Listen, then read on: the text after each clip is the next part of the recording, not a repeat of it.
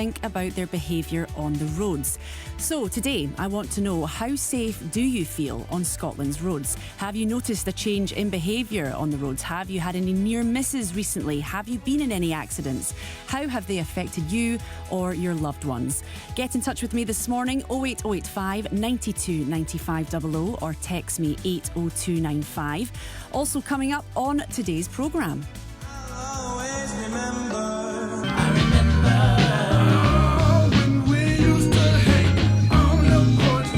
Speak to the Scottish teen who wowed the crowds with his crooning at Belladrum's Tartan Heart Festival. And the NHS needs heroes like you to donate blood. Just 1 hour of your time could save up to 3 lives. Will you be a giver to a receiver in need?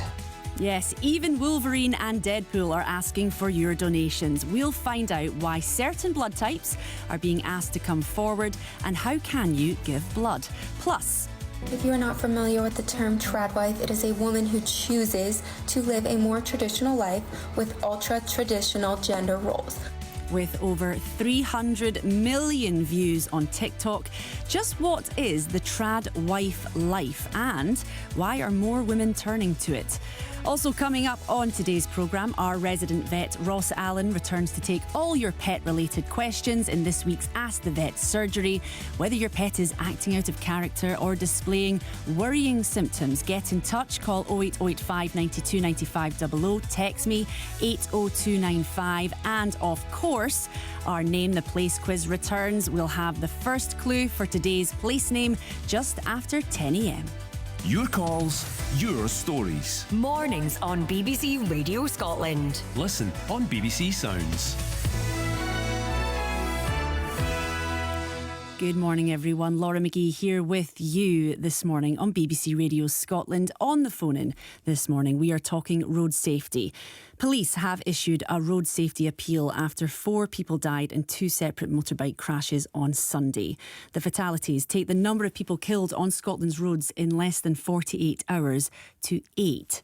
Now, the Chief Superintendent, Hilary Sloan, Police Scotland's head of road policing, said every death on the roads was tragic. A collision affects more than just you and your car. It impacts your family, the victim's family, emergency services and people who witness it. So this morning I want to hear from you. How safe do you feel on Scotland's roads? Have you had any near misses yourself? What can be done to make things safer? Is it maybe tougher sentences, maybe fines? Let me know this morning. Get in touch with me. Call me 08085 92 95 00 or text 80295. I've had a couple of texts already. Ian has been in touch. The standard of driving on country roads is appalling. Too many selfish drivers who expect everything to go their way. Driving for me is no longer a pleasure. Anne in Glasgow has also texted in saying our roads haven't changed. It's our driving that has become much more risky. Tailgating, cutting in front, very close, and sitting close behind have become commonplace. Maybe we have become an impatient nation in many ways. That's interesting. And also says we need a national focus on the detail of what we mean by dangerous driving. And Aileen in Edinburgh has said, I'm not a driver or motorbiker, but a pedal cyclist careful in traffic. I just wish to shout to all the road users. I have seen hair-raising behaviour on the motorway from the front passenger seat. Please do not overtake approaching a blind summit on a single carriageway on the A9. Well, thank you very much, Ian, Anne and Aileen, for getting in touch. And please do get in touch if you have anything to say or to add to the conversation this morning. We will start by talking to Jim Andrew, who is a garage owner this morning, who's on the phone. Good morning, Jim. Good morning, Laura. Good morning. Thanks very much for being with us. So what have you noticed in terms of driving, in terms of traffic and accidents over the past couple of months? Yes, I've noticed a big difference. I'm going to say most people seem to be very impatient when they're driving.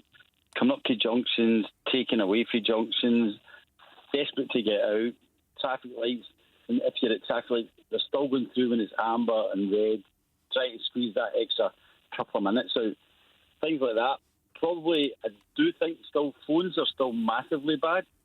If you stop at traffic lights, you see people texting, people see doing it when they're driving, stuff like that. But mostly impatience, I'm going to say, in phones and just generally bad driving. And have you thought that has got worse over the last few months? Because those are things that have happened in the past. They have been the reason why there's been accidents in the past. Do you think that has got much worse? Probably it's more reflected just now because there has been so many deaths in a short period of time. But I'm going to say it over the last few years, I think the driving, people's driving has got worse. But I think that's, again, phones and patience and just basically stupidness as well. I mean, I was driving the A9 not that long ago, a couple of years ago, and there was a caravan in front of me with 4 kids in the back of it. Yeah. You know what I mean? I mean, it's just, some things are just ridiculous, but people just pull out for junctions far too quick. Just general driving, I think, is quite bad. You know, it's no anything what it used to be. You own a garage, Jim. Have you noticed an increase in people coming in with cars that have needed a fix because they've had a bumper, they've had a minor accident, or maybe even a major accident? We get it all the time. We get lots of people coming in, and it always seems to be as the car park. But we get lots of people coming in with dents, broken mirrors off cars, scrapes down the side where people have parked in tight streets, and people just drive away and leave the thing. But we do notice. I'm not going to say it's increased. I think it's always been there, but you can get maybe 3 accidents one week, and you can get 10 the next week. And I'll tell you what does make a big difference as well, weather conditions. People don't drive to the weather conditions, because if it's lovely and sunny and it's nice and people are out driving and it suddenly rains, especially getting their motorbikes and stuff like that, because these guys it's probably more noticeable for them, so you don't see them as quickly if it's raining, if the weather's up. Conditions are bad.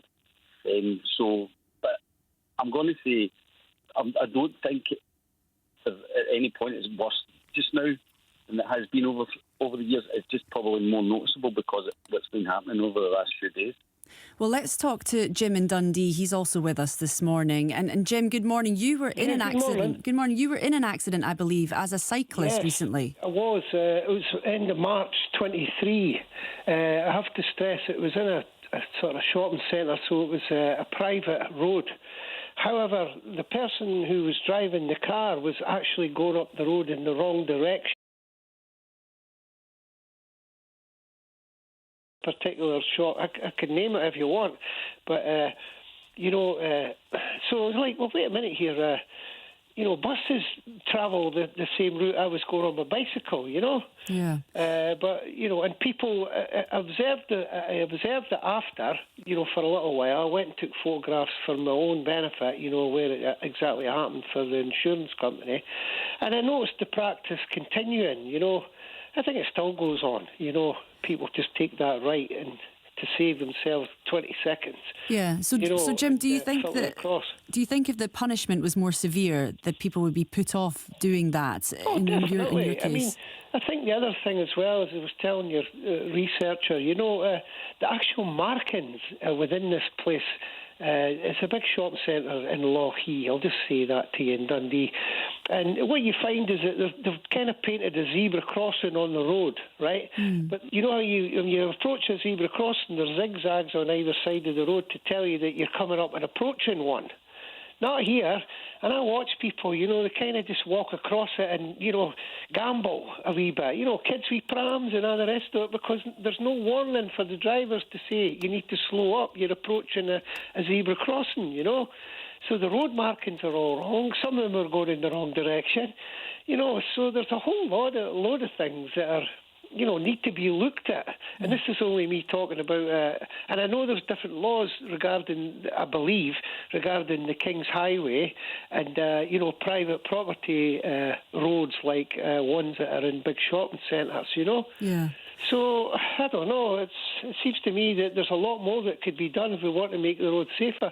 I would just like to add one thing. I find as a cyclist that we recently had a change in the law where you had to give a wider berth to cyclists. Yeah.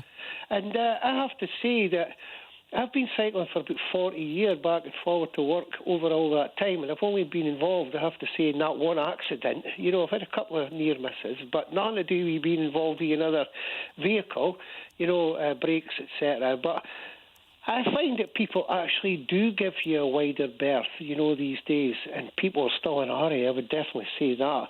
But I think as a cyclist, if I'm dressed appropriately, if I've got the right colouring on, if I'm wearing a helmet, that respect works both ways, Yeah. And I feel that, this wider berth law that came in, I do think that people, on the whole, drivers respect it more.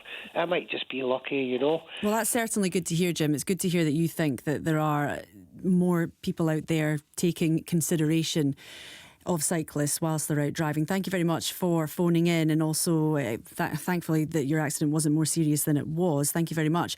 Let's speak to Ashley Phillip, who is an active travel coordinator. Good morning, Ashley. Good morning. Hi there. Good morning. So what do you think, Ashley? Is it safe out there on our roads? Is this just a very bad situation over a very short period of time with so many deaths in 48 hours? Or is this indicative of how safe it is out there? I think it's hard to say. I understand that largely road deaths are going down, but at the same time, it gets to the point where you go, well, how much is how much is too much? And to me, anyone dying on the roads is too much. If this was any other form of transport, if this many people were dying in a train crash, for example, or and things like that, there would be some serious inquests into why this is happening, and be serious looks into how to make things better. Whereas it does feel a little bit like people tend to just brush it off and say, well, I guess, roads are dangerous, so it kind of gets brushed off as not a big thing. But, I mean, anyone dying on the roads is deeply tragic, and there's multiple lives changed when somebody is lost on the roads. Or so I think I agree with Jim that largely most drivers are careful enough and tend to take care. However, at the same time, I would say that most drivers also tend to break the laws in little ways that may seem inconsequential but could lead to kind of more drastic crashes and incidents that cause other people to get hurt. What kind of road user are you, Ashley? Are you a cyclist? Are you a driver? What do you use the road? How do you use the road? I'm a bit of everything.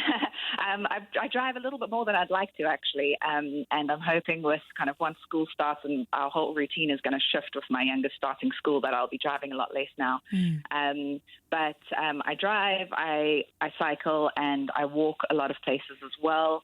I'm lucky to live in an area where lots of places are within walking distance. I can walk to the shops or cycle to the shops fairly easily.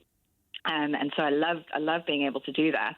And as a driver, I'm obviously trying to be very cautious of road users that are more vulnerable than myself in that moment, because I know how it feels to be in that position. I know how it feels to be close past when you're on your bike. I know how it feels to be walking on a narrow pavement and have cars flying past in the road still, but you're kind of close to the edge of the road because it's a narrow pavement and it still feels scary. You might get clipped by a wing mirror, even being on the pavement, because drivers aren't paying attention in those sorts of situations. So I think I probably became a much better driver once I started walking and cycling more. Yeah, that's interesting. Yeah. I said earlier on in the programme that the Chief Superintendent, Hilary Sloan, has called on every driver and road user to think about their behaviour on the roads. What do you think, Ashley? Do you think people take individual responsibility for how they drive, how they cycle, how they use the roads? Or do you think sometimes people have the mentality, I think I'm okay, it's actually the people around me that are the issue? Absolutely. I think that a lot of drivers especially tend to think that other drivers are the problem. So drivers who do 30 in a 20-mile-per-hour zone don't see that as a problem, even though they're right outside of primary school. Children are unpredictable. Children should be allowed to some extent be unpredictable. They're still learning the ways of the world, but people aren't allowing for other people to make mistakes. And I think drivers tend to think other people are the problem and other drivers are the problem. So they'll quickly check a text because it's really not that bad. I'm just quickly reading this text. I'll be 10 seconds. But that's 10 seconds where your attention is not fully on the road in front of you. Yeah. It's 10 seconds where you could swerve into the oncoming lane without realizing it. And most of the time it doesn't happen. And psychology basically says people tend to, if something goes right, if you kind of take a risk like that and nothing happens, it kind of reinforces the idea that it's fine. And so every time that nothing happens, people think, okay, we'll see, nothing happens, it's fine. And then obviously that nothing happens until something happens. And the reality is that when you're in a car, you don't feel the vulnerability of being a pedestrian or being a cyclist, because you've got your big metal box around you. Unless it's a really big crash at high speeds, you'll probably be fine. Whereas pedestrians and cyclists are so much more vulnerable to those tiny little errors that can happen. Jim was calling them accidents, and I think it's good to steer clear of the word accident, because an accident implies that something was completely unavoidable. And in Jim's crash that happened, that wasn't unavoidable. Somebody did something wrong, and that caused that. So I think moving towards calling them crashes or collisions is probably a good way to help to point out that these aren't just unavoidable slip-ups. Ashley, many thanks for joining us this morning. That's Ashley Phillip, who's an active travel coordinator. I'm going to speak to Peter now. Peter, who has phoned in from Tarbert. Hi, Peter. Good morning. Yes, just a couple of points I'd like to make. I've been driving sort of single-track roads in Scotland for, nearly 50 years now. And what slightly concerns me is these single roads have a speed limit of 60 miles an hour. 60 miles an hour, you're travelling over the ground at 88 feet a second. So let's take a situation, you reduce the speed limit on single-track lanes down to 30. If you've got somebody driving that road and they're looking at a sunset and the person coming the opposite direction is looking at an eagle and they collide, it's the same as driving into a brick wall at 60 miles an hour. The other thing is these roads are engineered so cleverly that almost without any sort of error, every right-hand bend has a passing place on the left. So if you drive that road at under 30 miles an hour and you always drive into the passing place, if you meet somebody at that point, you're already in the passing place and the approaching car passes you by. The other thing is we see quite a lot of very larger cars now appearing on the road. The traffic density is greater and people simply don't know how to reverse, and they will sit there and expect the approaching car to do that for them. So we then shift on to a different point, and that is I've driven the A9 many times before, and the occasions when you do drive and you've got somebody behind you and they're a long way behind and you're a long way behind the car in front, the journey can be quite pleasant. What makes it unpleasant and starts to raise tensions naturally is if somebody's right on your tail and you're doing the right speed limit, that can become very frustrating. Transfer that sort of behaviour onto the motorway M8. If you have these overhead signs which do provide good road safety, one of the things I've been advocating for is a safety slogan which just simply says, concentrate, don't tailgate. Now that is a very good subliminal reminder to keep your distance.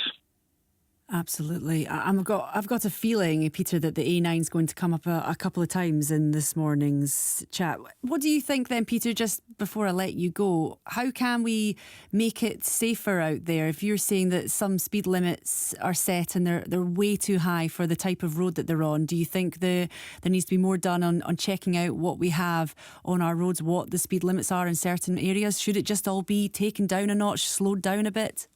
I have long advocated that I believe normal roads should be 50, dual carriageways 60, motorways 70.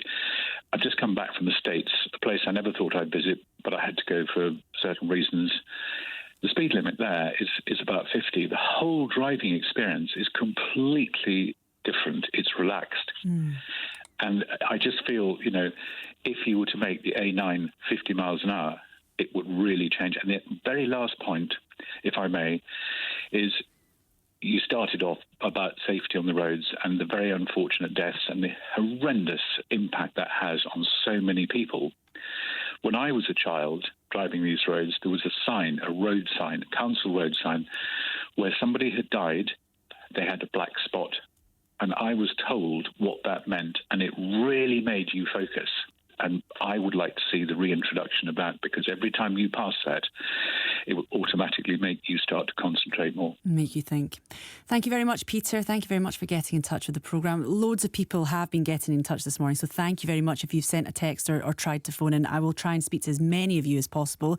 This one from Josie. Good morning. I live in the Highlands. Accidents are an almost daily occurrence in this area, and on the whole caused by tourists in hire cars or motorhomes, either driving on the wrong side of the road or driving so slowly it causes frustration to locals who know the roads and then take risks. Thank you very much, Josie. And this is an anonymous one.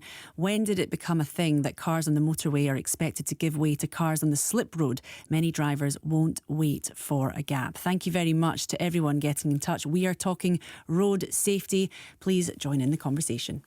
The BBC Radio Scotland Young Traditional Musician 2024 is Callum McElroy. It's a great thing to be involved in, especially alongside the people who were finalists with me. Could you be the next winner? You're looking for someone who's versatile, you're looking for someone who can entertain. The search for BBC Radio Scotland's Young Traditional Musician 2025 is on. Singers and instrumentalists aged between 18 and 27 have until midnight on Sunday the 4th of August 2024 to apply. It's a great challenge. Do it, it'll be fun. For more information, terms, privacy notice and to enter, head to bbc.co.uk/youngtrad. The hookup, the board, the game. Nickelodeon Slime Time is back, and the prizes are bigger than ever. Watch as contestants from all over America face the ultimate interactive video challenge live on Nickelodeon.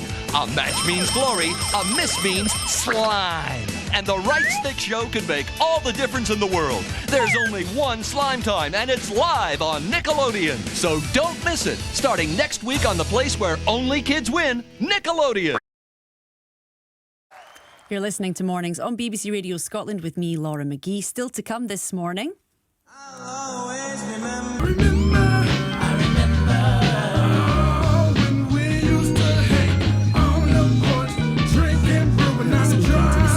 Old Scottish crooner who wowed the crowds at Belladrum Festival over the weekend. And our resident vet Ross Allen returns to take all your pet related questions in this week's Ask the Vet surgery. Call 08085 92 95 00 or text 80295 with your questions.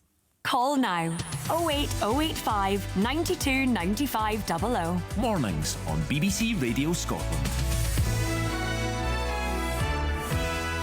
Let's continue the conversation on road safety for now. In a minute, we're going to speak to Alan Douglas, who's a motoring journalist. But first, let's speak to Lucy Orchard, who is a comedian and truck driver. And Lucy's actually had to pull over to talk to us. So good morning, Lucy. Thank you very much for giving us your time.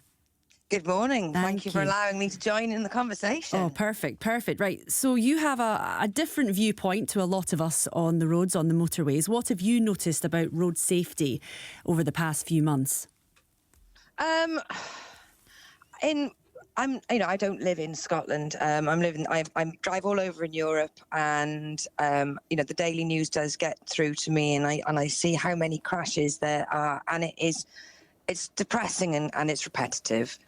But from my point of view, I get to see the nuances of every different country and how they drive.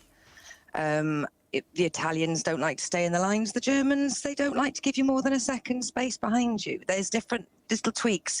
But with the UK, using your phone, being in the middle lane, driving slowly in lanes 2 or 3, depending on whether it's a 3 or 4 highway, and no spacing.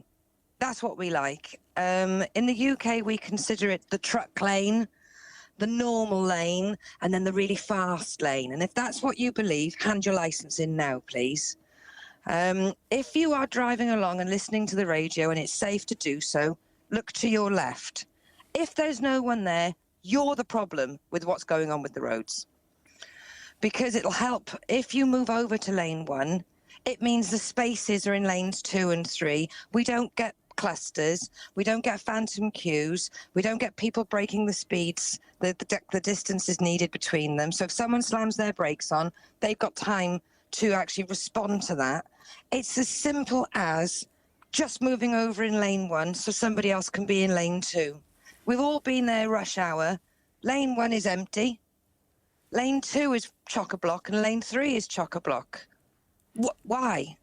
So, Lucy, why indeed? Do you think it's about education? Do people not know? Do people forget? Because a lot of the time, people are driving for many, many years and years after they've sat their test. Do people just forget things? Do they just get complacent out there? Oh, complacency and entitlement. I know best. Now, if I go in that truck lane, I'm going to have to keep indicating and moving in and out, and it's safer if I keep in lane 2. No, it's not. You are the problem. If you have to move out and overtake a truck who's keeping constant speed by using cruise control, it's not the end of the world. Get over it, and it's called driving. Lucy, that's the long and the short of it. Strong words from you. Thank you very much, Lucy. Let's speak to Alan Douglas, our motoring journalist who's joined us this morning. Hi, Alan. Hi, Laurie. Right, what have you thought about what we've been saying this morning then? Is it safe on the roads? Does more need to be done? More training, maybe a tougher driving test? What do you think? Oh, well, we've heard so many valid points this morning and very good points made, but there are so many factors at work here. Apart from the fact that there are so many vehicles on our overcrowded roads, there's frustration, there's impatience, there's incompetence, there's a lot of distractions. I mean, Peter was talking about putting up signs to say, think ahead or whatever it was. I believe there's actually too much street furniture, as it's called. So many road signs, it adds to the distractions. There are things telling you what you should be doing, where you should be going. It's kind of taking away from the driver skills that should be at work here. And that brings me on to the whole point about more training. There should be far more training, a tougher driving test even. You know, it's bizarre that the driving test still doesn't include motorways or night driving or even dealing with bad weather. Yeah. And yet people are being supposedly being qualified to go on the roads without any of these things. So, and another fact I just want to bring in is greater enforcement. There's so much emphasis put on speed cameras and that speed is the root of all evil and not enough on bad driving. You know, speed is a problem. It can make the consequences of bad driving worse, but the real problem is bad driving. And then the other factor, which I will mention, is apparently there are many hundreds of thousands of people driving on the roads who've never actually sat a driving test. They don't have a driving license. They're driving illegally. And why are they able to get away with it? Because the police are not there in the numbers that they should be as a high profile on the roads, because there's so much emphasis on leaving it down to speed cameras. I want to press you a little bit more about the driving test element of things. And you are completely right. If I think back to my own driving test and my own driving lessons, I can't really remember how many lessons I had where it was absolutely teeming down with rain and it was, awful conditions. The roads were very slippy, very wet. You sometimes get to those situations when you are a very new driver, and how you cope with them can be completely individual. How can you manage to get a test that covers all those bases? Nighttime driving, slippy roads, fog, snow, ice. It's training. It comes down to training. I mean, maybe there should be an element in the training of going on a skid pan and learning how to deal with slippery conditions and skids. But there is none of that. It's parallel parking. Well, okay, that's important, but that's not going to necessarily improve road safety.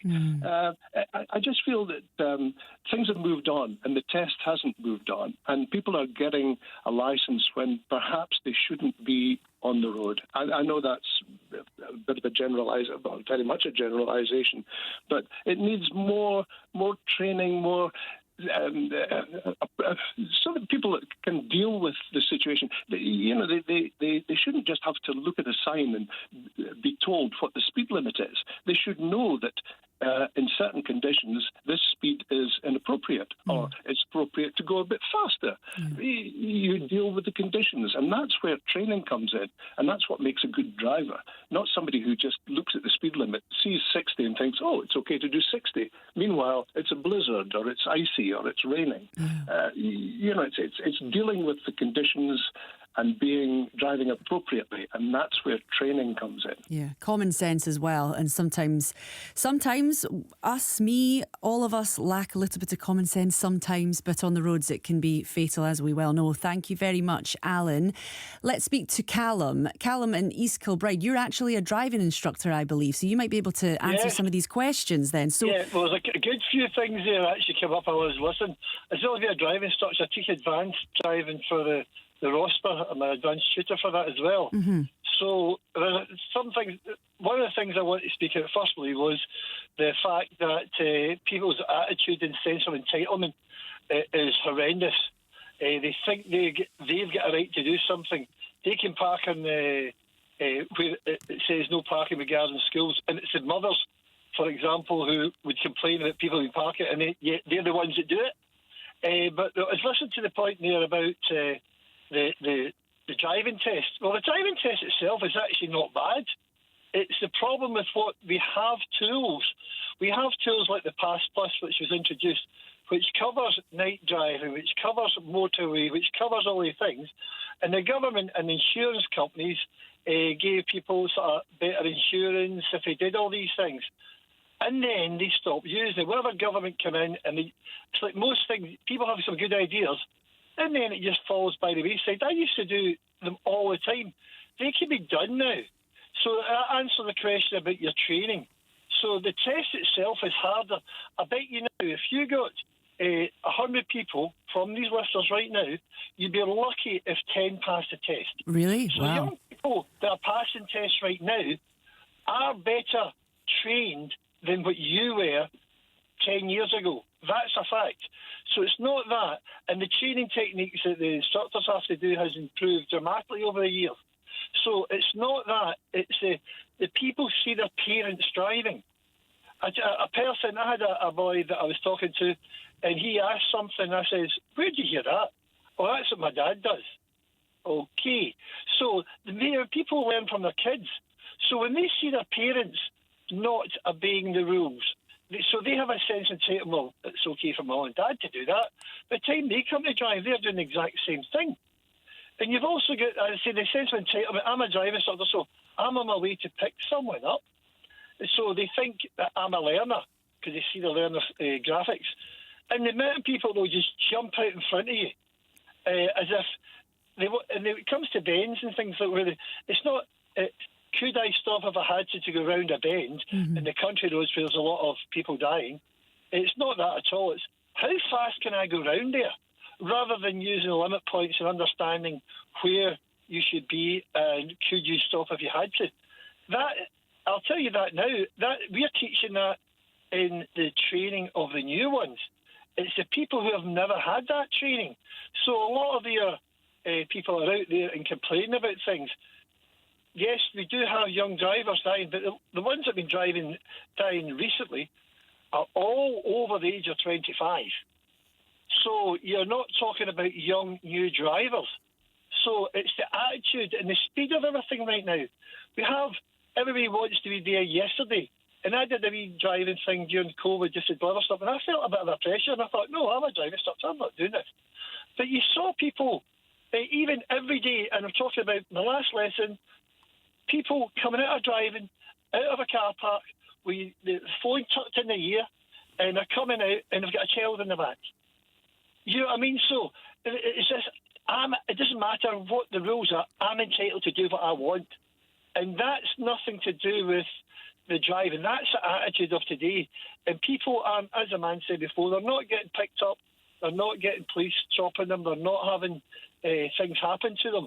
So that I can do it. I see somebody else does it, I can do it. I'm entitled to do these things. Callum, thank you very much for getting in touch with the programme. And I wonder, to our listeners, to you right now, when was the last time you saw somebody who you thought were on their phone whilst they were driving? How recent was that? Because I think I potentially have seen quite a few people that have done that in the last month or so, driving about, and you sometimes think, well, they've not moved off when it's gone green very quickly. What's the delay here? And you just see their head going from down to up, and you just think, I think they might have been on their phone there. And it's incredible to think that people would do that with a child in the back as well. George in Aberdeen got in touch. Good morning, Laura. Bikers tend to be aggressive, can't wait to pass and on corners, especially on country roads, often leaning well over towards oncoming cars. And Range Rover drivers think they are king of the road. Speed, speed, speed. We can pass a driving test at 17 and never be checked again. Should be tested regularly. I wonder what motorbikers and Range Rover drivers think about that. Thank you very much, George. This one is anonymous. It says zero police enforcement of 20 miles per hour or even 30 miles per hour speed limits in town centres or residential areas. Another one, no word of a lie. Every single time I'm out on my motorbike, someone will pull out in front of me or cause me a near miss. Too much technology in cars nowadays and drivers not using their eyes. That is an interesting point, Andy in Fife, who sent that text in. Technology in cars, has that led to drivers becoming a bit complacent? People who are parking using their parking technology, are they just relying on the beeps in their car to basically park the car, or are they using their eyes in the way that they used to use their eyes before all that technology came in? It's very, very interesting indeed, and thank you very much to everyone who has been in touch this morning. Let's move on just now and let's speak to Snooze. Snooze is with us. Snooze in South Lanarkshire. Hello, Snooze. Hey, how's it going? Thank you for taking the call. Well, thank you very much for phoning in. So I believe that you have quite recently you've sat a driving test. Well, over here I did. I started driving in 1989 in the States, which of course, that's in the States and not here. And I will throw in there, I do think that the standards over here, the official on the book standards, and the testing is much better than it is in the U.S. because it is more exacting and it is much more thorough. Okay. That noted, test results are up to the individual and examiner's interpretation, and that's what really, really puzzled me about mine. So how much revision did you do? So you obviously, well, I'm assuming you had to sit the theory test and the practical side of things, even though you had a driving license for another country. Yeah, oh, absolutely. And I drove over here. I've driven over here a couple of times coming over to visit family and friends before we moved from the States. And I also drove for a year on a perfectly legal international driver's license that you can get if you pass muster. So I had some practice adapting to roundabouts and things that aren't the same in the U.S. as they are here to get me ready for it. And I also did, the online tests where you can do the mock driving tests and all of that first. Okay. And how have you found driving in this country in comparison to driving in the U.S.? I know that maybe the timing of both things might have been, quite far apart, but in general, what would you say? I do find people over here more willing to do what they call zippering. When you're in a queue and everybody's got to feed in, and they're more willing to let people in and out than I do in the States in general. Again, trying to compare it to the States is so crazy because there's so much of the States, and you go 50 miles up the road and everybody could be completely different. But the me first, nobody else matters, I do see that creeping in both places a lot. And I think that's one of the reasons why I found what the examiner and a couple of other professionals told me about the result of my driving test. So I found it kind of disturbing because it seemed to be encouraging that type of thinking instead of saying, no, you're not the only person on the road. Road rules are so you can communicate with other drivers without having to speak to them because everybody knows what they need to do. And we need to pay attention to that instead of saying, that if you slow down for a road hazard, you're the one creating the problem because you will make other people impatient. Making other people impatient is not dealing with things safely. That means people who are being impatient need to think about safety, to me, anyway. Well, yeah, you would expect that not to be your problem, I guess. If you're in the road, if you're in your car, your main priority is to make sure that you're as safe as possible and the drivers around you are as safe as possible, but not that they're not becoming impatient, I would imagine. Yeah, I took my first test back in March when of course it's going to be local weather, but we had heavy rain and hail, which I've driven in ice. I used to live in the mountains in the U.S. I'm used to hazardous driving. It didn't startle me or throw me. and I can deal with potholes. I know that when you have a lot of deep standing water in the road and you know there are potholes on that road, you should just slow down a little bit, especially if you don't know the road well. And I did. And I failed my test because, according to the examiner, me slowing down showed a lack of confidence. And I was also, again, they called it failure to progress. Right. And so that would make drivers behind me impatient. They would try to pass me, and an accident would happen. I'm like, this is sending the wrong message. And, of course, I've spoken to a couple of people who are either have been examiners or are connected with driver safety training in some way or other. They didn't necessarily have the same opinion that my examiner had. So to be fair, it's not like I'm throwing shade on every examiner out there or anything, but it is the message that's sent is still up to the individual, person doing the evaluating. Yeah. And I found that really, really disturbing on this one instance. Snooze, thank you so much for getting in touch. Snooze coming from South Lanarkshire there with an alternative stance on things, having done our first driving test back all the way over in the US in 1989 and sitting one in the UK back in March. Stuart in Cambuslang is with us this morning as well. Hi, Stuart. Hello, good morning. Good morning. Now, I'm reading a note that I have on you, and it says that you incredibly saw someone doing their makeup whilst driving recently. It was last Wednesday, Laura. I drive an HGV vehicle, and I'm so glad this is the topic this morning. The famous one is people texting on the outside lane of a motorway at 80 miles an hour. But last Wednesday at Harthill Services, I could not believe what I was seeing. A girl was driving with one hand and putting her makeup, her eyeshadow on, with the other hand looking in the mirror. I would take the license off them, Laura. Yeah. I mean, you could talk about testing all day long, but that's not going to. I mean, putting your makeup on in the motorway 80 miles an hour. Yeah, it doesn't bear thinking about if you're on the bad side of an accident in that scenario. All it takes is somebody to put their brake on just a little bit quicker than usual, and that could be horrible. Absolutely. It would cause carnage. Yeah, it could be my family, it could be your family. I would take the license off them. Texting is the most popular one. I can see it because I'm high up, and the amount of people texting the outside lane of a motorway is frightening. It's scary. It really is. Driving an HGV, are you around the Glasgow area, Cambuslang? Are you up and down the country? All over the country. All over the country. And what have you noticed? Have you noticed it becoming worse? Is it much the same? I mean, if we talk about since COVID, obviously a lot of people weren't driving during the COVID pandemic. The roads were a bit quieter. Do you think since people have come back onto the roads that they've got busy, people have maybe forgotten a little bit about how unsafe it can be to do some of these things? Well, if you're putting your makeup on in a car driving 80 miles an hour, you know that's unsafe. I mean, that's just not on. It's just. I mean, I would take a license off them for texting on the outside lane of a motorway. It shouldn't happen, Laura. But how do we stop it? Well, exactly. That was my next question, Stuart. How do we stop it? So short of people like you noticing that this is happening, I don't know, phoning a police hotline if that was to be created and essentially, dobbing people in it, I guess, is what you would say. Well, I would put people on it, but for driving and texting on the outside lane of a motorway, I certainly would.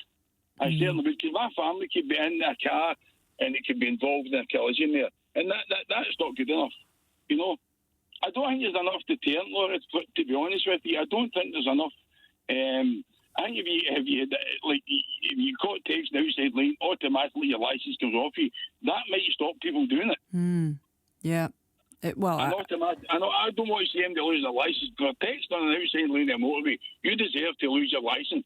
And putting your makeup on an outside lane at 80 miles an hour on the motorway, you should lose your licence, Laura. Well, I wonder. That doesn't happen, Yeah. Well, I wonder if our listeners agree with you there this morning. Thank you very much, Stuart. Thank you for coming on and telling us about that story. I mean, that's incredible to think that somebody would be in the outside lane of a motorway and be looking at themselves putting on makeup. I mean, it doesn't bear thinking about, really. Let's speak to Chris now. Chris is with us. Now, Chris Finn, you are a cycling advocate, so you can talk to us a little bit about what it is in terms of cycling, how safe you feel on the roads, what more needs to be done in terms of responsibility and in terms of making it a safe place for everyone to be on those roads as a road user.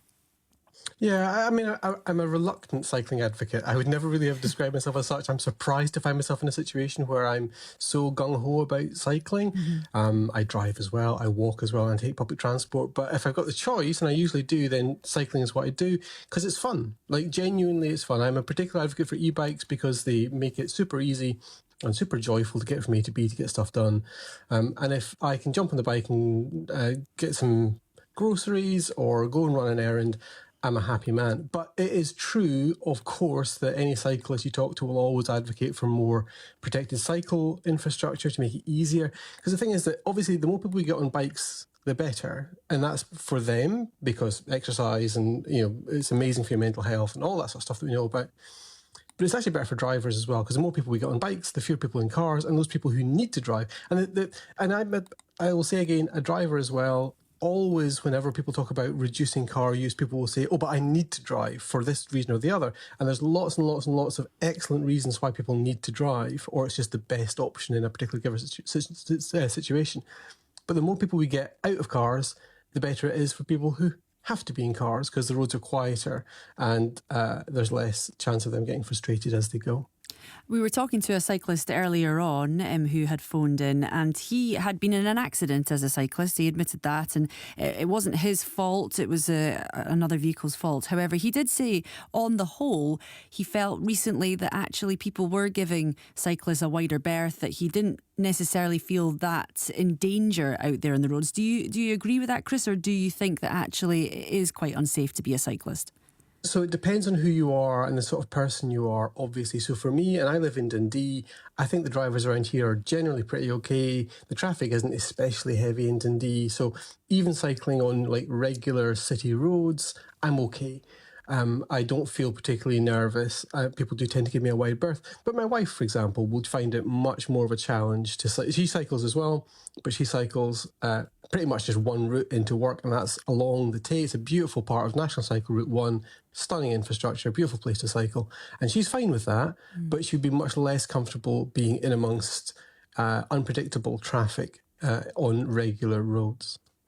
Thank you very much, Chris. It's been lovely speaking to you this morning. A cycling advocate, although not necessarily wanting to be a cycling advocate, but is one anyway. Let's speak to Lenny. Lenny's in Dumfries, and you are a bus driver as well as an advanced driver. Good morning. Good morning, how are you? I'm good. So your literal job is to be on those roads, driving about in a large vehicle. So what have you been noticing about how safe it is out on those roads in terms of your point of view, being a bus driver who has a very different experience to the rest of us? Okay, so a bit of perspective. The guys that do what I do tend to be on the road for 8, 9, sometimes 10 hours a day. With periodic breaks. We see life in every way. Cyclists, motorists, other bus drivers. It's all about attitude, and it's all about the attitude of the individual that's the road user. I find it exasperating that we have to concentrate 110% for those that aren't concentrating 90%. It's a peculiar picture, but I've kind of come to the conclusion that everybody makes decisions based on their own self-interest. And the big thing for me is there's no consequences. Whether you're texting, whether you're running a red light, whether you jump in a junction, whether you refuse to let a bus driver out, whether you park in a bus stop, it's all because that's what you want to do, and you know you're not going to be punished. Yeah. Now that's not everybody on the road. That's not what I'm saying. That's an element of the people that we see every day. I can get pulled up for being late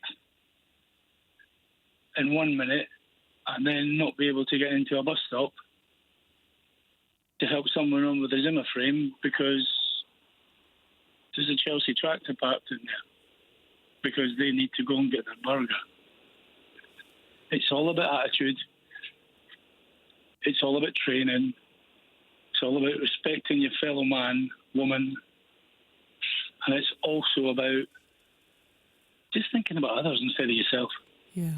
Consequences, that's come up a couple of times this morning. That was Lenny in Dumfries there, a bus driver, talking about how sometimes he can't even help someone onto his bus because someone's parked in the bus bay for when he's picking up his passengers. Thank you very much, Lenny. Just a couple of texts in this morning. I'm trying to get through as many as possible because we've had so many coming in.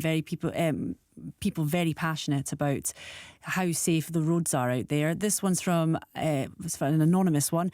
We all think everyone else is at fault, but frustration doesn't help. Extremely expensive separate cycle lane constructed in Bears Den in Glasgow, well, outside of Glasgow, but still the lycra-clad cyclist chugs along slowly on the road holding up the big tailback. So that is someone placing the blame sometimes on the cyclist there. Sandy Main has been in touch. Please explain to motorcyclists who use the A93 going from Blairgowrie to Braemar for social riding purposes at the weekends to drive with much more caution and also much less speed. Primarily the problem is the excessive speed, which is made much worse by people racing along the twists and turns as they compete to see who can get to the cafe in Braemar first. That's from Sandy Main this morning. And this one from Scott. Morning, Laura. I would like to see more signs remembering people who are visiting from other countries that we drive on the left. Donna in Lithgow has said Lucy is correct. Lucy, who was on earlier, who was our truck driver. Drivers who hog the middle outside lane should get a ticket. And this one from Malcolm in Broomhill. There's even variance between cities and motorways across Scotland and the UK. Drivers in Glasgow tend to be more considerate. Aberdeen, in complete contrast, impatient and edgy. The M74 joining to the M6, the style of driving changes completely. Aggressive, fast, lane 2 hoggers. My issue, though, is the rule changes towards cyclists and pedestrians who just ignore all highway code rules and show no consideration to cars. The number of pedestrians who ignore red, green men crossings and walk straight out onto the road, and we now have to give way to them. They have road signals too to keep them safe. That was from Malcolm in Broomhill. Thank you very much to everyone. Thank you very much to being my company this morning. It is 9:53. You're listening to Mornings on BBC Radio Scotland. If there's one guy who could use a superpower, it's the president. Which one would you give him? To be able to tell the future so they could prevent disasters from happening. Well, this is kind of silly, but if they had like an arm that could like vacuum up like all the pollution. I would give him the power to give people more jobs and more money so they could have a roof over their head. Vote in Nickelodeon's Kids Pick the President election and exercise your power to be heard. Keep watching. You're listening to Mornings with Laura McGee on BBC Radio Scotland, coming up after 10 a.m.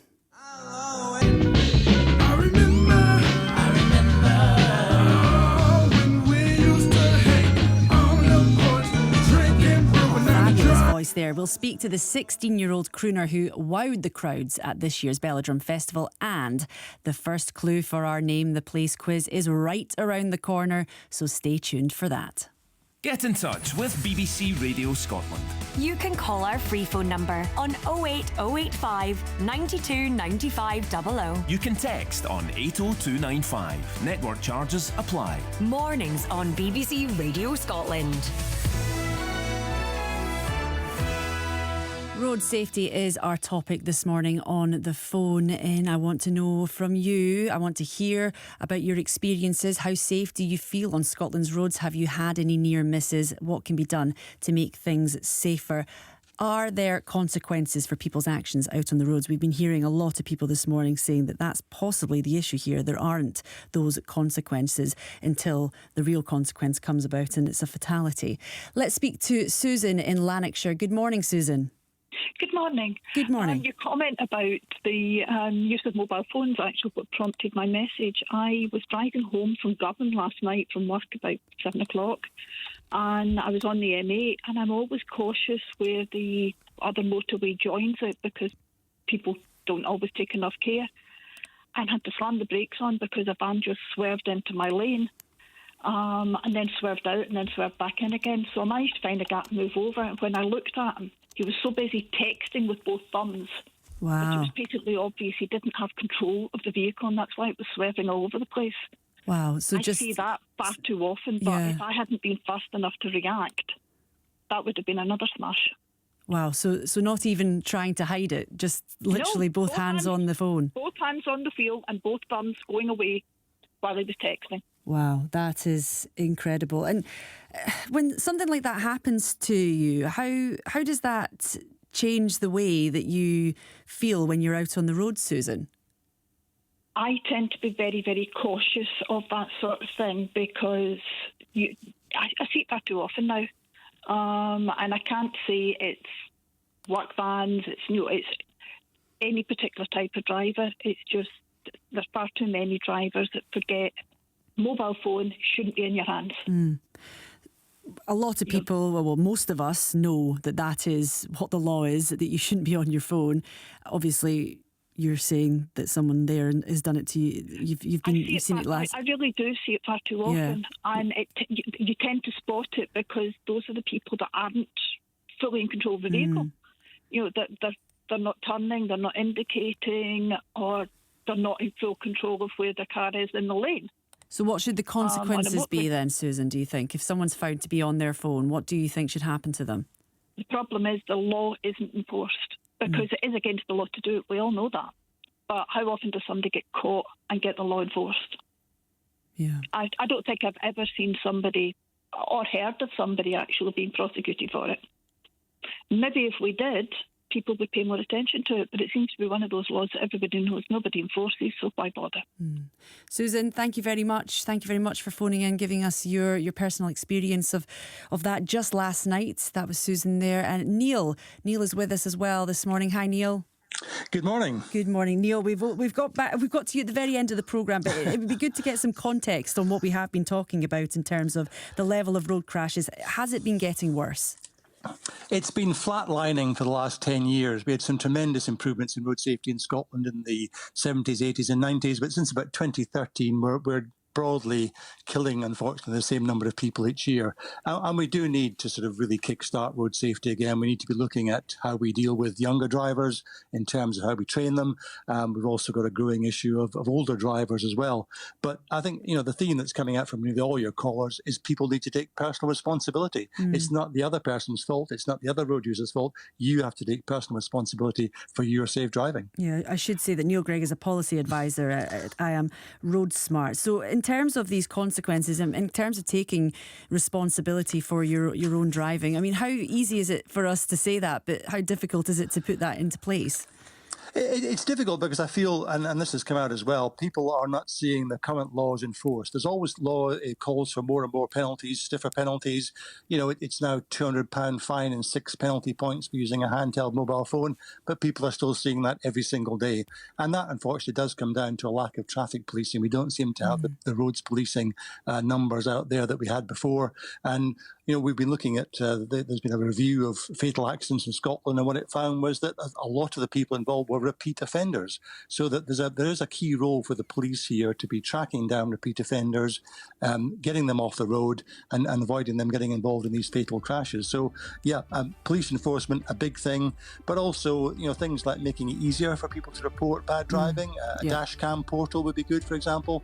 And we still don't have speed awareness courses in Scotland as an option to educate drivers about why they're being stopped by the police in the first place. Okay, Neil, thank you very much for that. Neil Gregg, our policy advisor at I Am Road Smart this morning, and so many of you in touch with us. Thank you very much for giving us your time this morning. I'm still with you for another few hours, so don't go anywhere, and you can get in touch with me as well if you still want to text 85058 or 08085 92 95 00. Tuesday. Good morning, everyone. You're listening to BBC Radio Scotland with Laura McGee. On the phone in this morning, we asked, how safe do you feel on Scotland's roads after police issued a road safety appeal after 4 people died in 2 separate motorbike crashes on Sunday? Thank you all so much for getting in touch with your thoughts this morning. Here's a couple of texts that we didn't manage to get out in the first hour. This one from John in Fife. Touch screen controls in cars are dangerous. They require a driver to look away from the road to activate, whereas a physical control can be located by feeling for them, keeping your eyes on the road. And this one is from Mick in Mulgai. I'd say generally I do not feel safe. I do feel safe, but do get worried on certain roads, which I regularly drive on. Weekends on the A82 and A83 and generally on A roads can be intimidating. Motorbikes can appear very quickly upon you and pass in unsafe places, corners, oncoming vehicles travelling fast. I feel intimidated in these situations. Big lorries in particular are often travelling these roads too quickly, necessitating oncoming drivers to take evasive action, usually into potholes or poorly finished road edging. I'm not perfect, but now try to drive these roads at off-peak times. Thank you very much, John and Mick, there for those messages. Also coming up on this morning's programme.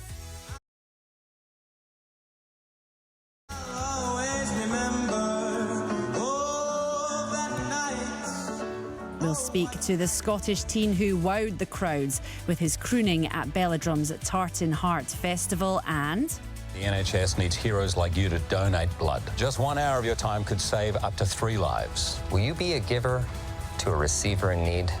Yes, even Wolverine and Deadpool are asking for your donations. We'll find out why certain blood types are being asked to come forward and how can you give blood. Plus, if you are not familiar with the term tradwife, it is a woman who chooses to live a more traditional life with ultra-traditional gender roles. With over 300 million views on TikTok, just what is the trad wife life and why are more women turning to it? Also coming up this morning, our resident vet, Ross Allen, returns to take all your pet-related questions in this week's Ask the Vet surgery. Whether your pet is acting out of character or displaying worrying symptoms, get in touch this morning. Call 08085 92 95 00 or text 80295. And of course, our Name the Place quiz returns. We'll have the first clue for today's place right after this. All the conversations that matter. Mornings on BBC Radio Scotland. Listen on BBC Sounds. Is that how? It's Wednesday and it's just gone 10 a.m, which means it's now time for our weekly Name the Place quiz here on BBC Radio Scotland. If you're unfamiliar with the quiz, here's how it works. Carol Hoff provides a list of excellent, mind-boggling clues that should lead you to a place in Scotland, and when you think you've got it, text 80295. When you hear this, that means someone has got it right. But we are all running our own race, so don't worry. You can keep your guesses coming until Carol reveals the answer just before 12. Right, so are you ready to play? Here we go. Clue number 1 this morning. Today, we have an impenetrable place name. Okay, today we have an impenetrable place name. So let's kick off this morning's music now with Take On Me by Aha, and then I will give you one more listen to the first clue. It is, today we have an impenetrable place name. If you think you know, text me 80295 this morning. There'll be a number of clues throughout the programme, so you'll have to stay with me to find out what it is.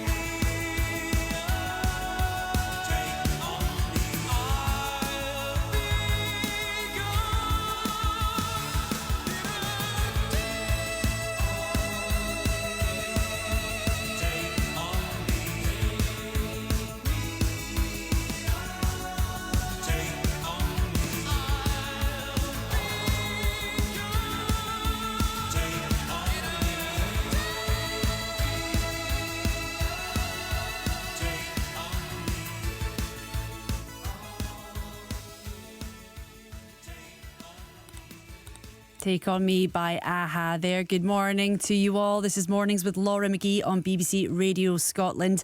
Now, over the weekend, Belladrum's Tartan Heart Festival celebrated its 20th anniversary with a lineup including some stellar Scottish artists with Deacon Blue, Teenage Fan Club and King Creosote all gracing the stage. But amongst that lineup was a true homegrown in the Highlands star, 16-year-old Michael Lewis, who wowed the crowds with his crooning despite only starting to sing just 9 months ago. And I'm thrilled to say Michael is here now to tell us all about it. Good morning, Michael. Good morning, Laura. It's amazing to be on here. Oh, well, thank you so much for joining us. It's lovely to speak to you. So you've had a bit of a busy time recently. So tell me, how was opening Belladrum last week? It was amazing. It was such a surreal feeling. I didn't expect it to be such a large crowd as well. And it was one of those things that days had been counting toward it for months and months, and eventually the day came, and yeah, I really enjoyed myself. So it was great feeling. How did it all come about then? So you said you were preparing for months and months. Did you know quite a long time ago that you were doing it? How did that come about? Yeah, so I started singing at McGregor's Bar in Inverness. I started doing that at the start of February, and I believe it was about halfway through April, that I found out that I'd be doing Belladrum. So we did have a few months to prepare. But not long at all, though. So you only started singing, performing as a singer a matter of months ago then? Yeah, so I did a school event. There was a shinty event in one of the local hotels, and the school was asked if they could bring along a few singers and a few kind of instrumental players as well. And my music teacher really had to push me to do it. And one of my teachers was there, and he heard me singing, and he's good friends with Bruce McGregor, who owns McGregor's Bar. Mm-hmm. So he sent a video of me singing to him, and he enjoyed it. So he asked me to come up and do a song at the bar, and ever since then I've been doing that every Friday. Well, nerve-wracking to do it just in front of people at the bar, let alone doing it in front of hundreds of people at Belladrum. So have you always been a singer, maybe just privately, you sing on your own, sing in front of a few select people? You obviously love it. Is this something that you're thinking about long-term, that you want to become a singer, put more hours into it, dedicate your life to it? What's the plan? Yeah, definitely. I mean, I did a wee bit of singing when I was younger. I was about 10 and 11. I was massively influenced by my older sister. She's got an amazing voice. And I never really did any singing over COVID time. So it was only about last year I started getting into the kind of Sinatra type of music. And yeah, it's definitely something I'd like to do. Whether I'm successful with it or not, that's the big question, I guess. But it's definitely something that I'd like to do as a career path. It might be a bit of a stereotype on my behalf, and apologies if it is, but I can't imagine there's many 16-year-olds that are getting into the likes of Frank Sinatra. What is it about his style of music that you so love? Yeah, definitely. There's not a lot. I don't think anyway.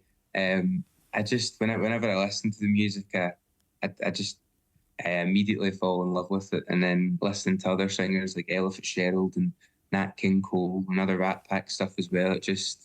It's amazing to listen to, and I feel like I'm in a trance whenever I'm listening to it. And does that come down from the rest of the family? Is that where you first started hearing that genre of music, or is it something that you found on your own? I always knew of Sinatra and other older jazz singers, but it was funnily enough from TikTok that I found My Way and That's Life. And I added them to my Spotify playlist. And then once you add that one song, other songs come up suggested that same type of style. So eventually I just started getting into all these old jazz standards and listening to them. So yeah, you pin it on TikTok. That's a good thing to come out of TikTok. Sometimes we give it a bit of negative press, but this sounds like a good thing to come out of it. I just wonder, that moment that you walked out in front of that crowd at Belladrum, what was going through your head? If you're so relatively new to performing in front of an audience, were you nervous, or do you think that maybe the adrenaline took you through it, that you didn't actually feel the nerves so much? I think I was quite surprised, actually. I think the adrenaline definitely got me through it. There was maybe about 60 or 70 people when I first started, but once I was halfway through the set, there was a lot more people. So I think if there had been that many people at the start, I would have been very nervous. But I think luckily the adrenaline got me through it. You obviously grew the audience, so that's a very good thing.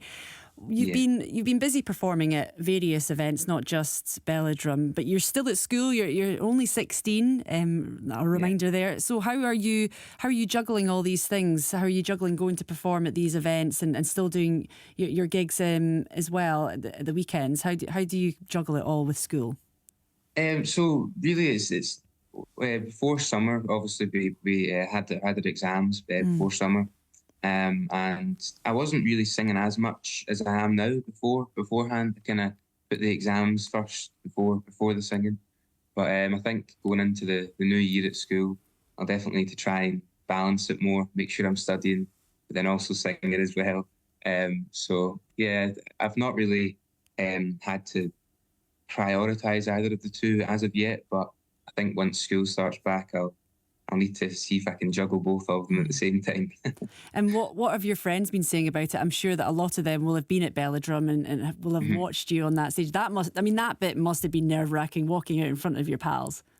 Yeah, it was. They're all really nice about it though, and they always compliment me about it, and it's always great whenever I'm in school and some of them nickname me Michael Sinatra, but it's a great feeling. It's amazing. Oh, that's fabulous. In terms of future gigs coming up, I hear that you've already been booked to perform at Hogmanay in Inverness. I mean, that is pretty cool. Yeah. I've got Hogmanay in Inverness, and I'm also down in Sunderland this week. There's a new event centre opening, so I'm going to be singing at that as well. And then I've got a few. I've got an award ceremony in October that I'm singing at, and I'm also doing. I'm singing at a Mikey's Line event in December as well. So yeah, I've got quite a few gigs coming up. The diary's filling up already, Michael. What are your parents saying about it then? They're obviously having to be involved, probably driving you up and down the country to perform in all these gigs. What are they? Are they? I'm sure they're absolutely on board with it. So proud of you. Yeah. I'd like to think they're proud of me. I think they are. My dad's keep nicknaming himself the taxi driver because he's doing all the driving about. So. Yeah, I think they're happy for me, which is great, of course. Oh, wonderful. Well, just finally, before I let you go, if you could aspire to be like any singer in the future, who would it be? What kind of career do you want to have? Where do you see this going in the long term? Well, obviously, it's difficult to even make it as semi-successful in this industry. I would definitely like to. I like the way. Michael Bublé has done things. I know that's obviously, I'm not saying that I'm going to be Michael Bublé or the next Michael Bublé, but I like how he started off with all the kind of crooning and jazz type of stuff, doing all his covers, and then he started writing his own songs. So that's definitely something I'd like to start doing is writing my own songs. But obviously it's not just pen to paper, so a lot of work will be needed to do so. But yeah, I'm really enjoying it, so it's great, and I'm gonna see what I can do with it. Oh well, you've obviously got the bug. It's wonderful to hear everything that you've been achieving and what more you've got ahead of you. Thank you so much for being with us this morning, Michael. That's Michael Lewis, the 16-year-old Highland singing sensation who was opening up Belladrum just last weekend there. What an amazing thing to do at 16 years old. Well done, Michael. And we'll be looking out for you as the new Michael Bublé in the future as well. You're listening to BBC Radio Scotland with Laura McGee. The time is 10:21. With 7 million listeners, 7 million listeners, 7 million listeners. That's 7 million listeners, 7 million listeners, 7 million listeners, 7 million listeners. We've got 7 million listeners. The Chris Moyle Show. You're listening to Mornings on BBC Radio Scotland with me, Laura McGee. Here's what's still to come this morning. The NHS needs heroes like you to donate blood. Just 1 hour of your time could save up to 3 lives. Will you be a giver to a receiver in need? Yes, even Wolverine and Deadpool are asking for your donations. We'll find out why certain blood types are being asked to come forward and how can you give blood. And our resident pet expert Ross Allen is up next to let us know what's coming up on our Ask the Vet surgery. We'll be talking about pet names and where to take your dog this summer, but he's also here to answer your questions as well. So if you have a question about your pet, get in touch now, 80295 to text or 08885 92 95 00 to call. There's nothing more that I'd like to do than take the floor and dance with you. Keep dancing. Let's keep dancing.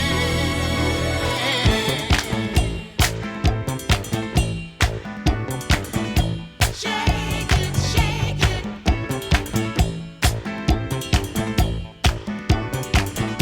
Shake it, shake it.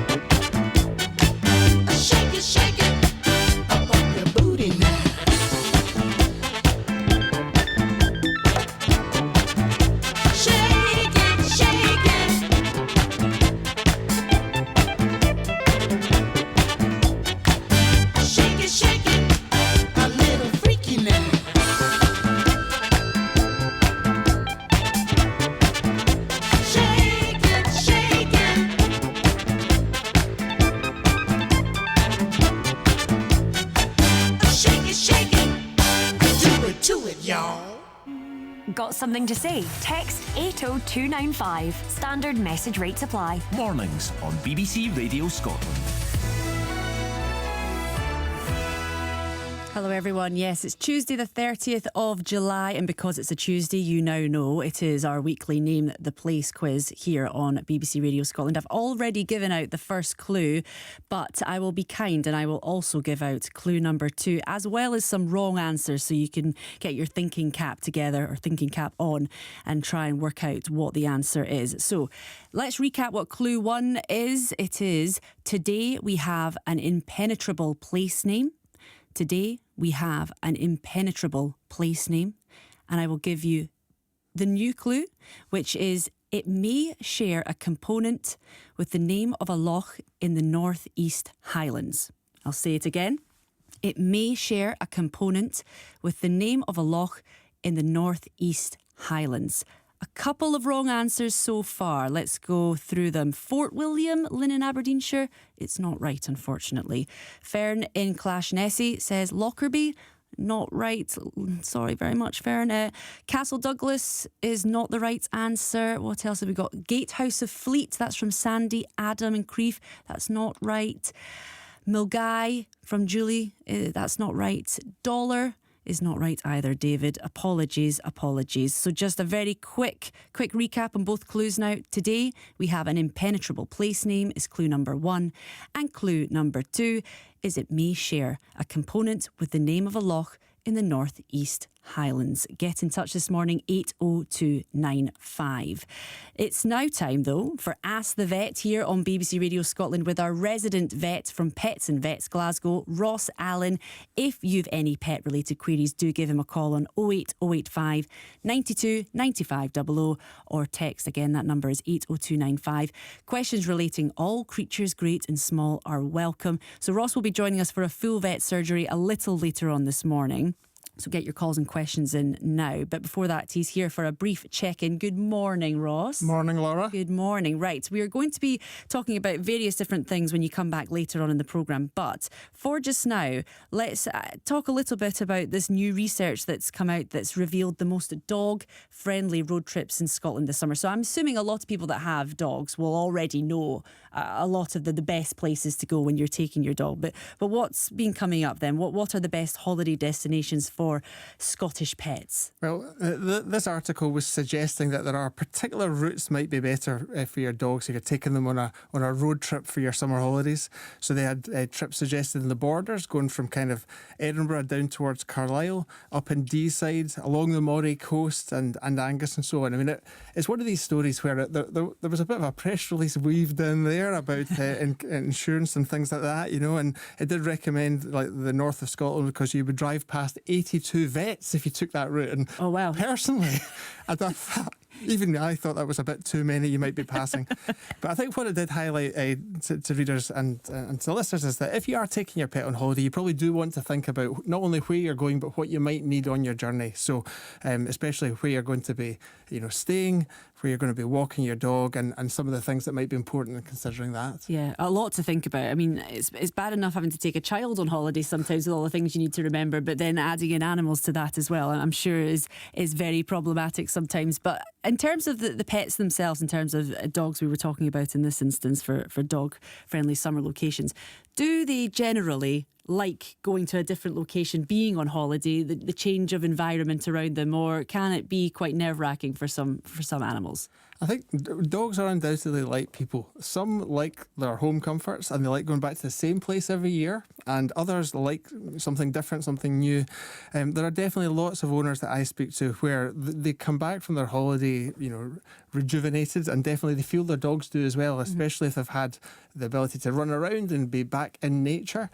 But thinking about this, I think it is also that, you know, some dogs are definitely not going to like some holiday venues, you know, so they're not going to like necessarily places where there's lots of other dogs, and maybe if you're thinking of staying in a campsite and there's lots of other dogs and people that you don't know, that could be really stressful, undoubtedly, for some dogs.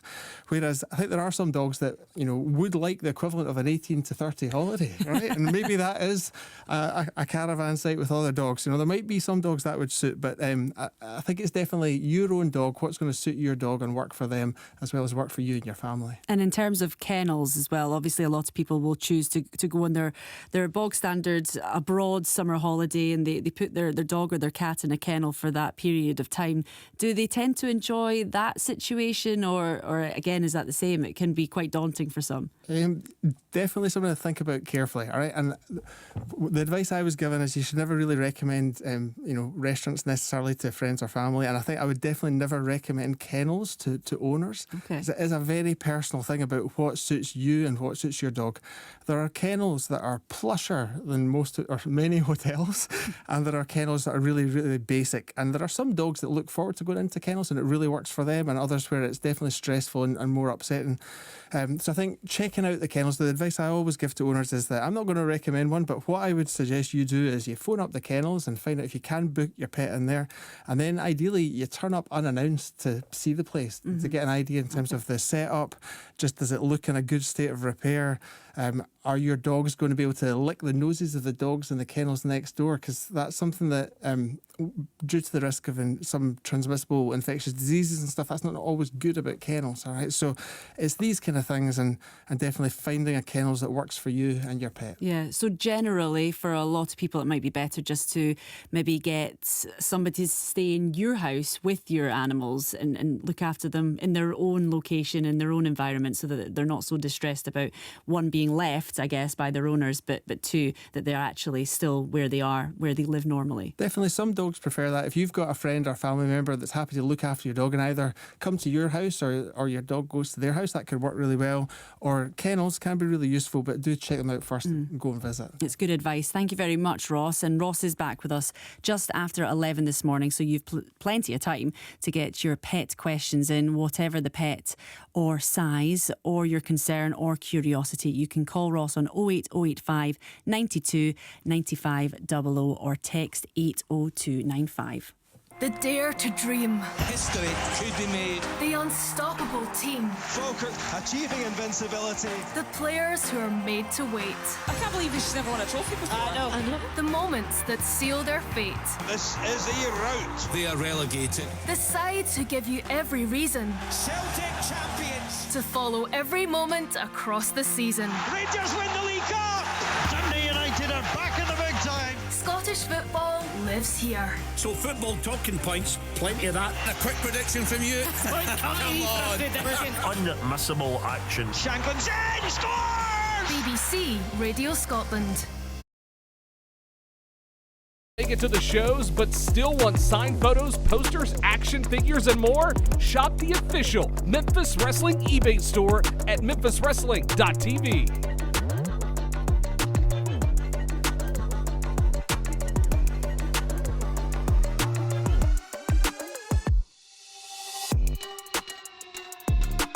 Hey, Memphis Wrestling!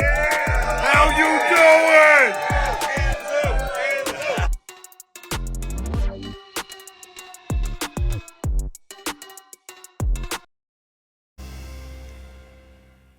You are listening to Mornings on BBC Radio Scotland with me, Laura McGee. Still to come this morning. The NHS needs heroes like you to donate blood. Just 1 hour of your time could save up to 3 lives. Will you be a giver to a receiver in need? Yes, why are certain blood types being asked to come forward? And how can you give blood? We will hear more next. And we're also going to be finding out why Brits are falling out of love with our beloved cheddar cheese.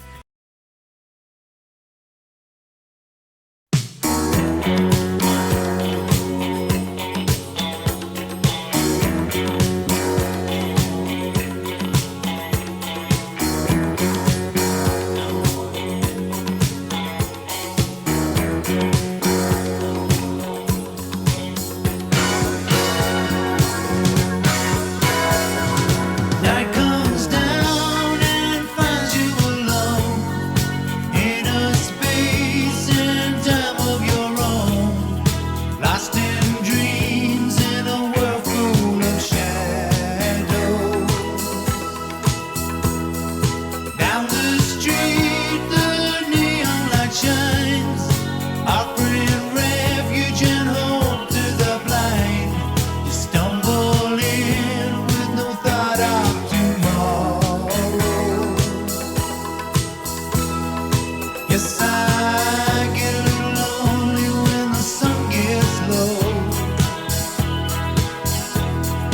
And I end up looking for somewhere to go.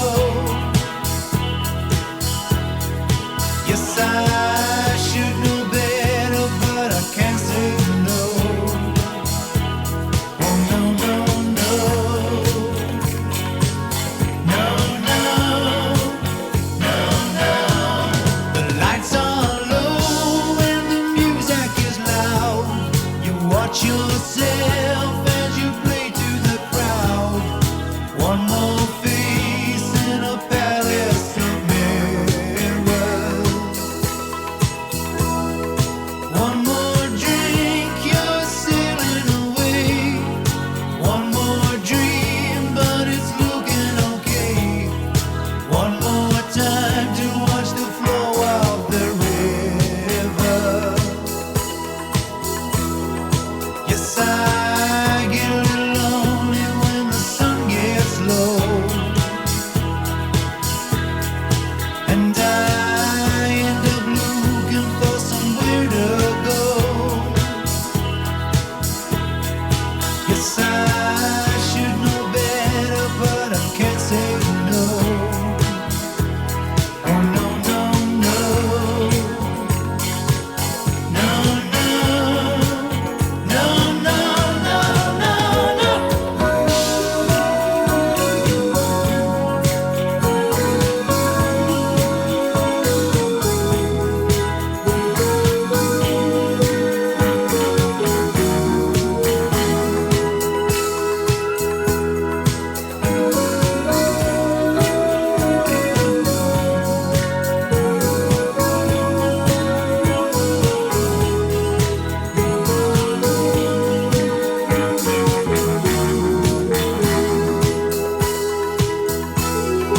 Yes, I get a little lonely when the sun gets low. And I end up looking for somewhere to go. Yes, I should know better, but I can't say no. Oh no, no, no. Oh no, no, no. No, no, no, no. No, no, no, no. No, no. No, no.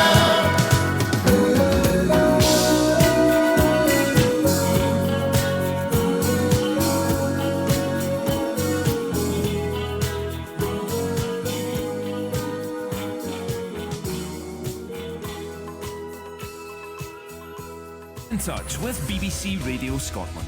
You can call our free phone number on 08085 92 95 00. You can text on 80295. Network charges apply. Mornings on BBC Radio Scotland. Good morning, everyone. This is Laura McGee here with you on BBC Radio Scotland. Now, NHS Scotland have called for extra special effort amidst blood shortages across England. It is just the second time such an alert has been issued, with the only other occasion coming in October 2022. But why are we low on certain blood types, and what difference does giving blood make? Well, to discuss all this is Dr. Chris Smith, aka the Naked Scientist, who's also a virologist, of course, Martha Greenbank, who's a co-founder of Give Blood for Good, and Kate Kenyon, blood donor advocate, are all with me this morning. Good morning to all three of you. Thank you very much for giving me your time. I'm going to start with you. Good morning. I'm going to start with you, Chris, Dr. Chris. Let's just go back to basics, shall we? And let's just start at the very beginning in terms of how many blood types there are. What are the differences between the blood types? Well, it depends what animal Laura you're talking about, because in humans we dwell on 4 different main blood groups that we recognise. But if you're a cow, you have 11. If you're a sheep, you have 7. Cats have 4 like us. Dogs have somewhere in the middle, about 7, 8. So it varies according to what species, but I gather this programme's chiefly focusing on the human species. Yes. and in this instance, we're thinking about Group A, Group B, Group O and Group AB. So what do they mean? Well, in our blood is half water, half cells. And the half that is cells is a smattering of white blood cells that are your immune cells and a lot of red blood cells that are the oxygen-carrying hemoglobin-endowed cells. And on the surface of those red blood cells are chemical markers. They're sugar groups linked to proteins. They're called glycoproteins, and they have different configurations, flavors, if you like, that the immune system can recognize. And you inherit genes from your parents, one from each parent, that endows you with either an A marker, a B marker, or no markers, or any combination. And so if you have a parent who's group A, they can have A markers or O markers, and because they've only got group A, their cells will be group A, and they make up about a third of the population. If you have a parent who's group B, quite a bit rarer group B, about 8% of the population of group B, you have B markers. If they have a baby, your parents give you one of those markers each. You can be either group A, group AB, or group O. And if you're group O, you have no markers because the gene you have does not put any markers on your cells. So in other words, this is a convenient way to label our cells as to how they'll be recognized by the immune system. And if you put the wrong blood with different markers into a person, their immune system will recognize that those markers are foreign to them, and antibodies which are already in their blood will go after those foreign or perceived as hostile red blood cells, cause them to clump together and cause a potentially lethal blood clot or agglutination reaction in your blood vessels. So that's why it's very important that we're able to match the right blood to the right person, or give blood to somebody that has no markers on it, in other words, group O negative blood, and in that way we won't trigger this reaction. And that is the real worry at the moment. We haven't got enough of this so-called universal donor blood that we can give to anybody quite safely. Do we know how many people are likely to have that type of blood, O blood, that is so important for the NHS to have, because they can give it to everyone because it is universal? It's about 15% of the UK population are group O, meaning their red blood cells have no markers on the surface, negative. And the negative bit refers to another blood marker called the rhesus group, which we tend to worry about that also with pregnancy. And that's an additional D marker which is on the cells as well. But about 15% of the population are group O negative and are also referred to as the universal donor. Their blood can safely be given to anybody because regardless of the blood group of the recipient, there's no markers on the cells for the immune system to see, so those cells are effectively invisible to the immune response of the person you give them to, and they won't trigger any kind of reaction. So we use that sort of blood in emergencies when we don't know the blood group of the person we want to give blood to. The first thing you do when you need to give blood in an emergency, we know it's quite safe to give them O negative blood while we work out what their real blood group is, and then we can give them matched blood that we've tested and checked from a donor of the same group as them. And that way we save our precious O negative blood, but we have got it there to use as an emergency when we need it in the first instance. It's not a lot of people then that have this universal blood in comparison to the population, I imagine then. So this shortage of blood, is that normal, or do we usually go through this? Is it a periodic thing that sometimes we just have less blood than other times? Blood does not have a long shelf life. When we collect blood samples from donors, the donor centres will take the blood sample. The blood is mixed into pools, checked to make sure that it doesn't have any infections and things, and then the bags are kept in with a special solution added to them to store it so it doesn't clot, keep it cool in a laboratory fridge for a period of time. And regardless of whether or not that blood gets used, it's definitely leaving the facility after a certain period of time. We cannot keep it for more than a certain duration. It will literally be thrown away or given to research. Some of my colleagues do research on this blood, so rather than waste it, it's used for research purposes. That means that there is always consumption of blood because we're either using it or disposing of it for safety reasons. And that means we always need donations to keep it topped up, because despite the best efforts of stem cell science at the moment, we cannot do what your bone marrow does amazingly in the average person and produce a really good facsimile of human blood yet. People are working on it, and that's an ultimate goal of stem cell science. But at the moment, we need people to make the blood, which we can then use and turn into life-saving transfusions for people. Yeah. I wonder how many people listening right now, Dr. Chris, don't actually know what blood type they are. So if you are one of those people and you're sitting there thinking, I actually don't know what blood type I am, I haven't been in hospital for anything serious, I've never asked anyone what I am, how can you find out what your blood type is? Well, several ways. One is that most women know, or certainly more women than men know, because they have babies. And often when we're going through the pregnancy process and things, this will be part and parcel of that, especially with higher risk pregnancies, or if people need to have a cesarean, for example. That's a surgical intervention, so people will know. People who've had operations for other things where there is not inconsequential skin operations, no. But if you're having more major surgery, one of the first things that the anaesthetist will do before they go anywhere near you with anything else is they'll say, let's make sure we know the blood group, and we've also, before the operation commences, got some units of blood, if we anticipate blood loss, which have been so-called cross-matched at the laboratory, ready to go for that person. And that will be in your medical record, so you can do it that way. You can also go and give blood. So if a person wants to go to the blood donation centre, they can get your blood group for you. And if you tell them you're O negative, they're going to absolutely love you and beat you past your door. The other thing you can do is do what I did, which is go to medical school and then doing your blood training and your blood module when you're at medical school in your first year. They will then turn around and say to you, we'll show you what an agglutination reaction is, where we mix the wrong blood groups, and this is what you mustn't do in your patients. And they show you your blood clumping with someone else's and tell you your blood group in the process. Oh, wow. Well, it's certainly interesting. Thank you very much for that, Dr. Chris. We'll speak now to Martha, who's the co-founder of Give Blood for Good. Talking about giving blood, the amount of people giving blood, Martha, have you noticed a decrease in the amount of people coming to give blood? For us, not in particular. We really try and advocate for new donors in particular. We are trying to look at the younger age group as well, just because giving blood is something that a lot of people are aware of, but not many people have done, especially in the kind of younger age group. So we're really trying to advocate for as many people as possible, but especially those who haven't tried it before, to have a go in whatever way we can. Yeah. How do you persuade people to try and give blood? I remember a lot of the adverts on television when I was younger, but and posters in the streets and billboards, things like that. But is there still the same amount of sort of advertisement of, trying to get people out to the blood donor clinics? Yeah, we mostly encourage trying to do things like what we call a blood drive. So getting a group of people to go together.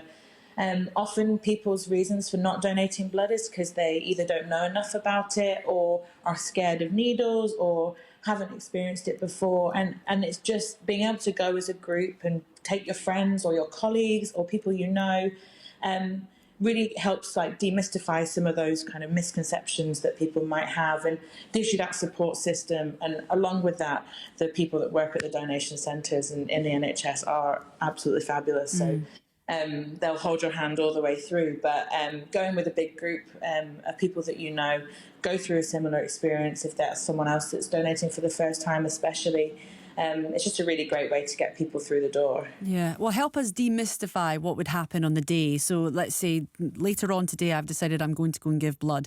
What actually goes through that whole situation? What will I do? So you'll have booked in advance, most possibly, and that's all kind of done through the website. Or you can call up and book online as well, or book on the phone. And once you've got your donation time, you turn up, and once you turn up, they'll give you a form to fill in. And that's just a quick questionnaire full of questions that kind of go back into a little bit of your medical history and other things that might affect whether you are eligible to donate or not. There's loads of reasons why you will or will not be able to donate. So if you wanted to check that out before you went, there's lots of kind of online quizzes that you can take to see whether you're eligible. But if there was anything that didn't get brought up in that online quiz, I would just really recommend going along and speaking to the staff at the donation centre. They'll know everything. And even if you've got quite a specific condition or a history or somewhere you've been, they'll be able to talk you through what's best and how to donate and if you're eligible and all that stuff. Then once you've done that form, they do a quick iron test, which is from a little pinprick in your finger. And if your iron levels are high enough, you then go through to donate. The donation only takes between 5 and 15 minutes, and it's no longer than that. You'll never be donating more than 15 minutes. And so it's really quick, the actual donation. They take care of you all the way through. It's, other than the little pinprick from the needle, other than that, it's really painless. And at the end, you then get a nice tonic tea cake and a drink. Wow. And get to walk away with a nice sticker saying you donated today. So all in all, it only takes 45 minutes to an hour, and it's just really, really easy way to give back to people. As you mentioned, it's like every donation can save up to 3 lives. So it's a real impact you can make from just a short period of your time. And giving that back is to people when they need it most is really important. And how often could someone come and do that? Could somebody do that, I don't know, once a week? Is that allowed? No, so they limit the amount of time that you can donate, and mostly it's for your safety rather than anyone else's. So you can only donate between every 3 months. They'll then welcome you back. People with more common blood types, they try and get in quite regularly. So like you were saying before with the O blood types, and especially O negative, they'll try and get more regularly. But yeah, they'll make sure that you won't be able to book until that period of time has come. So you won't be able to go more than you can. So it's quite a long time between sessions. So I guess that adds to the fact that you're looking for blood, because people can't give blood as often as maybe you would love them to be able to do. What work do you do as a charity then to encourage more people to give blood? Some people will be nervous about doing it. There's just no getting away from the fact that you have to have a needle administered to the person. So if someone's nervous about that, how do you get around that? How do you try and encourage more people to give blood when it's so important? You're saying, 3 people could be helped by just one session by one person. Yeah, so as I said, we specifically are looking at younger people for this. So as a charity, we have a Young Ambassadors programme, which is within some schools in Scotland. It's currently in a pilot phase. And that's all about kind of educating and raising awareness. You can only start donating at 17, and we're trying to work with that older age group at school to try and really make them aware of the impact a donation can have, but also those, if we can kind of break down those misconceptions early, then hopefully they'll be able to start donating quite confidently from an earlier age. We have a programme also at universities within Scotland, and they work directly with Scott Blood to set up blood drives for kind of school sports clubs and societies and things like that to try and get more university students in. But as I said, we just really, for those that aren't within those communities, we really encourage going with someone else, having someone to hold your hand, be there through the same process. And just make sure that it's as enjoyable an experience as possible. As I said, the donation actually is really short, so that period of time only is 5 minutes to 15 minutes. So, and the staff take the best care of you, and just be really honest with them. If you are scared of needles, if you have had, if you've got something on your mind, just tell them. They'll walk you through it. They'll make sure that you feel as safe and confident as possible. And it's just a really great thing to do. And as you said, can save so many lives in the process. And just finally, Martha, I'm going to be speaking to Kate Kenyon in just a moment, who's a blood donor advocate. But from you, Martha, if I was to donate blood and give blood in, I don't know, the city of Glasgow, does my blood stay in the city of Glasgow? Where does my blood go? Can it end up anywhere? Does it go to private hospitals? Does it stay in the NHS? What happens to my blood? So once you've donated, it actually doesn't stay as the kind of blood product that you give. What it does, it goes to a kind of blood processing centre, and it gets separated into plasma, platelets, and red blood cells. And that's how the lives can be saved, because then those individual products can go off into all ranges of hospitals and places that need blood. It really depends on what each hospital needs, and that will depend on kind of what each hospital or what each centre has, what kind of procedures they're doing and things like that. So your blood can end up all over Scotland, really. It's not necessarily that it stays exactly where it is. It gets processed and there's a period of time between that, but then it gets used very fast. And that's why the turnover of keeping the levels high is so important, because they just need to make sure that they've got enough kind of backlog of that to make sure that we can serve the needs of the people that are receiving the blood. I said that was your last question, Martha, but I was wrong, because a couple of listeners have actually sent in some questions. So just before we get to Kate, Martha, Colin in Dundee wants to know if there's an older age restriction on giving blood. So it depends whether you've donated before.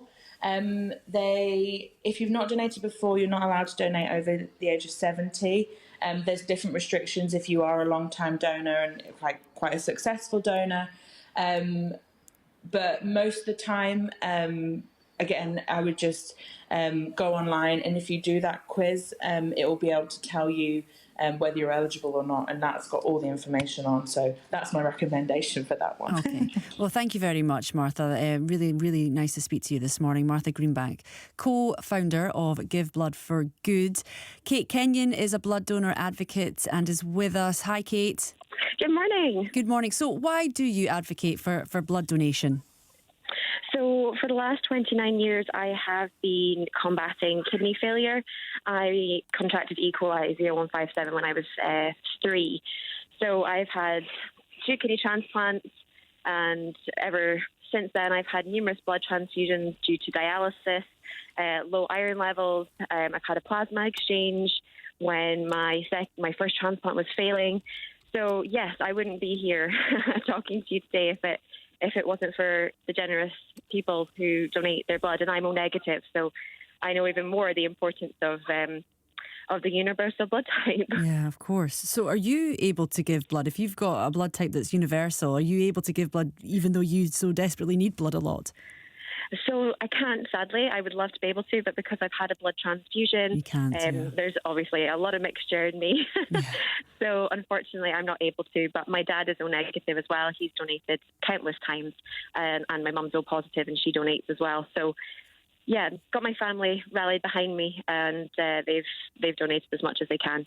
It must be so, I guess, worrying that you have to rely on these things, and then when you hear these news stories about blood shortages, that just must make you just absolutely terrified sometimes, that you might be in a position where you get to a hospital and there's just such a blood shortage. Yeah, absolutely. And like you say, it's a terrifying thought. I'm very fortunate right now where I'm not in a position that I would need a transfusion, because I have a transplant. That's not to say I wouldn't need one in the future. And, you know, if my iron levels were to drop, then I may potentially need something. But I do know people who have been in emergency situations, like Dr. Chris was saying, C-sections and things, where they have needed emergency blood, and that's been, you know, O negative. And to think that there are people out there who've, you know, from car crashes to C-sections to just emergency care that might not actually survive if we don't have enough levels, and that is terrifying. And you know, people can get involved, and I know it's terrifying the thought of having needles, but for those who are in hospital, they don't have a choice. They have to sort of go through it, where, you know, you have the option to save a life. Well, any tips then? Any tips for us, Kate, for people who might be a bit apprehensive to donate?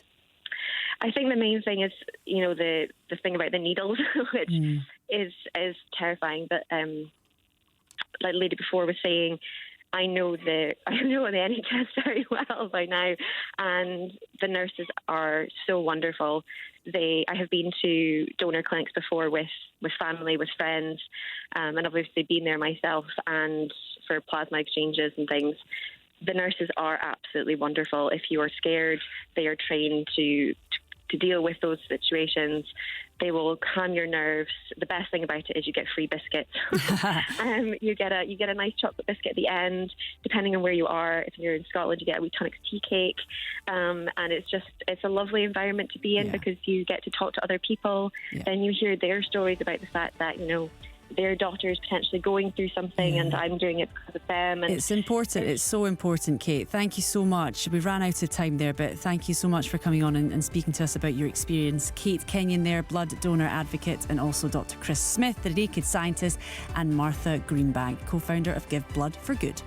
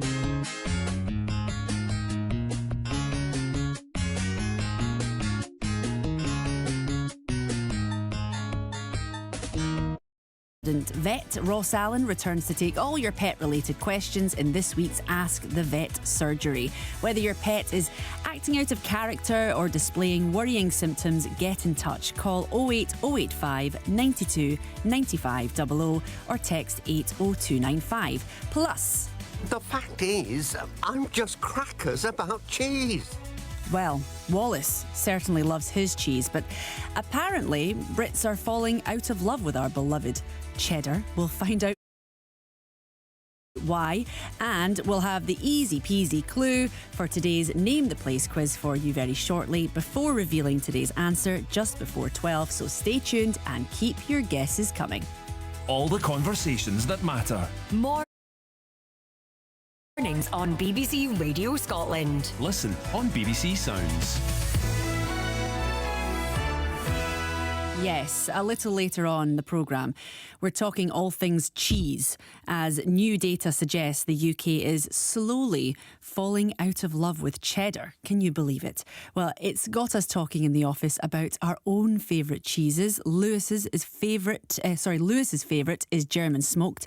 David likes a bit of Stilton, and Steph is bucking the trend and opts for an extra mature cheddar. But what's your favourite? Do you go bold and blue, or do you choose timeless brie? Is there any smell worse than the smell of opening a fridge that's got loads of stinky cheese in it? That's the real question. Let us know. The number to text is 80295. Now, after that curveball, let's listen to some music. Here's Madonna with Cherish.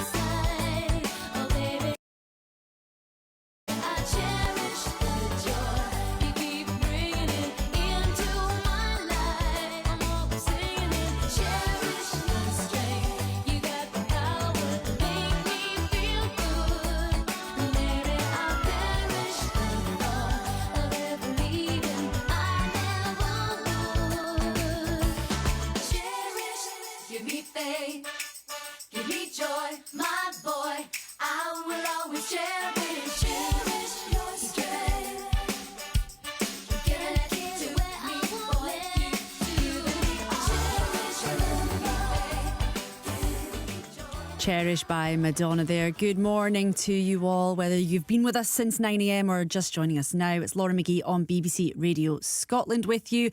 Lots of you getting in touch with your guesses for today's Name the Place quiz. No right answers yet, but plenty of wrong-uns. So let's go through some of them so you can strike them off your list. So Fern and Bob have been in touch. Gatehouse of Fleet. It's wrong, I'm afraid. We have Sandra. She guessed Dunmore. It's not right, unfortunately. And John and Paisley thought it might be Ballater. It's not, unfortunately. So you can strike them all off your list. Come on, everyone. We need a right answer. I want to hear that klaxon before 12 noon. So let's have a quick recap, and I can give you 2 clues for the price of 1 because I'm feeling generous this morning. So clue 1, today we have an impenetrable place name. Today we have an impenetrable place name. Clue number 2. It may share a component with the name of a loch in the North East Highlands. So it may share a component with the name of a loch in the North East Highlands. New clues. Clue number 3. I think people might get it on clue number 3. Local names include Jockey's Burn and Fence. Local names include Jockey's Burn and Fence. And clue number 4. This year, it was senior to Troon. It is senior to Troon. So if you think you know, get in touch with your guesses now on 80295. Come on, we want to hear that klaxon in the next wee while. Now, it's time to return to our vet surgery. Award-winning vet Ross Allen from Pets and Vets Glasgow is back to talk through the latest pet stories making the headlines, but most importantly, he's also taking your questions. So whatever your question or query, get them in by calling 08085 92 95 00 or text 80295. Welcome back, Ross. Hi, Laura. Hello. Let's go for some listener questions first, shall we? So Iona is with us this morning from Linlithgow. Iona, what is your question for Ross? Hi, Ross. Thanks for taking my question. My question is, my dog is on a raw food diet, and when I take him into the pet shop to get his supply of raw food, there is a plethora of natural treats for dogs, such as noses, feet, all different parts of the animal that you can give them as a natural treat. One of which is rabbit's ears and lamb's ears. Now, I've been told by the chap in the pet shop that if you give your dog something with hair on it, it naturally worms them without having to give them their worming medication. And I just wondered if there was any truth in that. Okay, Iona, so thanks for calling in. So I need to be honest with you, I'm not a fan of raw diets, and I'll maybe explain a wee bit about that before I come on to the rabbit ears, okay? Okay, yep. Basically, I don't make money from selling pet food. I'm not like somebody that is an advocate for a particular brand or a particular company or form of pet food, but in my experience, and certainly what I've read around this subject, and I have read around it for various reasons over the last 5-8 years or so, my personal opinion is that, commercial food that has been cooked to one form or other is definitely safer for both the pet and for the owner. And certainly that's the evidence that's been published and strongly spoken about in various veterinary groups, both in the UK and in North America, especially over the last 3 to 5 years. So I think, raw diets, if that's what you want to feed and your pet likes it, that's okay. But there are a number of significant health concerns, both for owners in terms of handling these diets and also for pets. Certainly I've treated a number of pets that have developed nutritional bone disease because they've been fed raw diets that are not nutritionally balanced. Okay, so it's a big conversation. It could go on for hours, but certainly another subject entirely. Yeah. Okay, then we come on to rabbit ears. Okay. Yeah. This actually came across, I saw this recently, I think on social media somewhere, to the best of my knowledge, and I've got probably quite a lot of geeky knowledge about things like rabbit ears, but to the best of my knowledge, there's no published evidence showing that rabbit ears offer any sort of protective or anti-parasite treatment or effect for pets. So personally, I'd be highly skeptical, or probably a bit more cynical than just skeptical about whether or not there's actually any medical benefit from feeding rabbit ears. And maybe another thing to mention is that these kind of processed noses and other bits and bobs that you mentioned that you can get in pet shops are okay in moderation, perhaps, but I wouldn't be feeding them commonly, and they sometimes can be quite hard to chew and things like that. So I'd be careful, Iona, I'm afraid. They give me the bulk anyway. I can't even have them in the house. I just can't even bear the thought of even having them in the house. Yeah. But, well, I was a bit dubious about it, so I just thought I would ask the question. So that's great. Thanks very much for that bit of info as well about the raw foods. I'll look into that. Thanks very much. Thank you very much for that, Iona. We just have a pause in proceedings just for just now.